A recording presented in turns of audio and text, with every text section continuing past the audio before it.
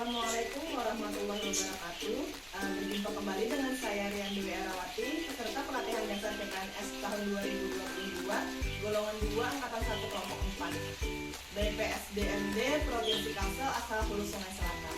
Pada video kali ini, saya akan mempresentasikan tentang analisis isu efektivitas kinerja individu berdasarkan tupoksi. Selamat menyaksikan.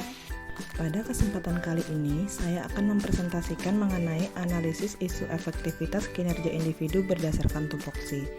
Untuk bisa menganalisis suatu masalah, kita harus terlebih dahulu melakukan beberapa tahapan. Tahap yang pertama yaitu tahap pra-analisis. Pada tahap ini, kita akan memulai dengan identifikasi dan deskripsi isu-isu yang berada di sekitar kita. Di sini, saya memiliki beberapa isu yang saya anggap bisa untuk dianalisa. Yang pertama, kurangnya pemahaman pasien dan pendamping pasien tentang penyakit yang diderita selama ini. Yang kedua, kurangnya kesadaran pasien dan pendamping pasien dalam mentaati prokes yang berlaku di rumah sakit.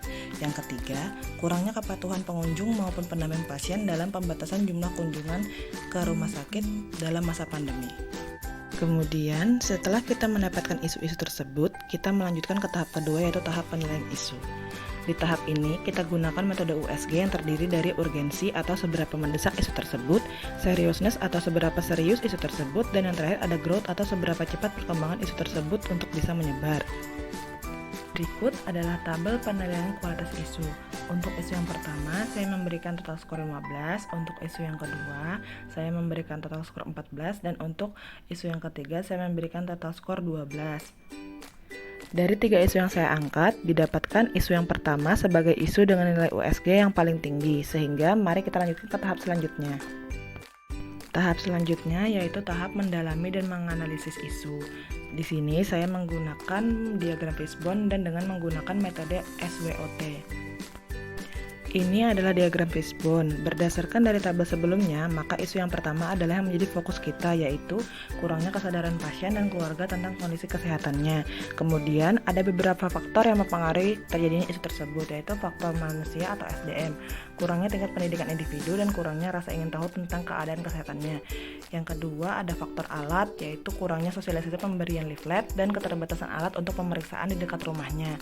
Yang ketiga ada faktor metode, penerapan kelas ibu hamil maupun sosialisasi tentang penyakit belum maksimal dan minimnya petugas yang memberikan penjelasan yang detail tentang riwayat penyakitnya.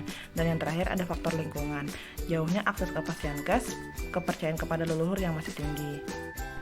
Selanjutnya, kita akan menganalisa dengan menggunakan metode SWOT yang terdiri dari strength atau kekuatan, adanya pembagian leaflet pada setiap pasien baru, dan adanya petugas yang memberikan pemahaman yang mendalam mengenai penyakitnya. Kemudian ada weakness atau kelemahan, yaitu rendahnya tingkat pendidikan pasien, rendahnya pemahaman pasien terhadap penjelasan yang diberikan, dan tingginya kepercayaan terhadap leluhur. Kemudian ada opportunity atau peluang, yaitu peningkatan pemahaman masyarakat tentang penyakit yang dideritanya dan peningkatan pemahaman bahwa pasien dapat beresiko menularkan penyakitnya. Yang terakhir ada threat atau hambatan, yaitu peningkatan penularan kasus penyakit menular seperti COVID-19, HBsAg, dan HIV/AIDS. Setelah kita mengetahui faktor apa saja yang mempengaruhi isu tersebut, kita dapat melanjutkan ke tahap yang terakhir yaitu tahap penyelesaian. Pada tahap ini, saya mempunyai beberapa alternatif penyelesaian isu. Alternatif yang pertama yaitu memberikan penyuluhan tentang masalah kesehatan saat ini dengan mendetail disertai alat bantu. Tahapan penyelesaian yaitu dengan membuat berbagai media promkes yang mudah dipahami sesuai karakteristik dan kebutuhan pasien.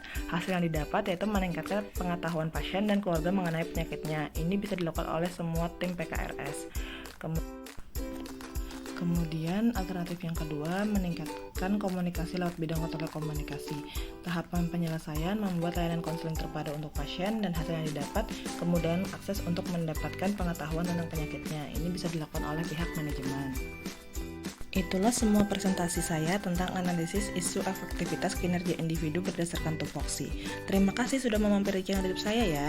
Semoga bermanfaat. Jangan lupa like dan subscribe ya. Terima kasih. Assalamualaikum warahmatullahi wabarakatuh.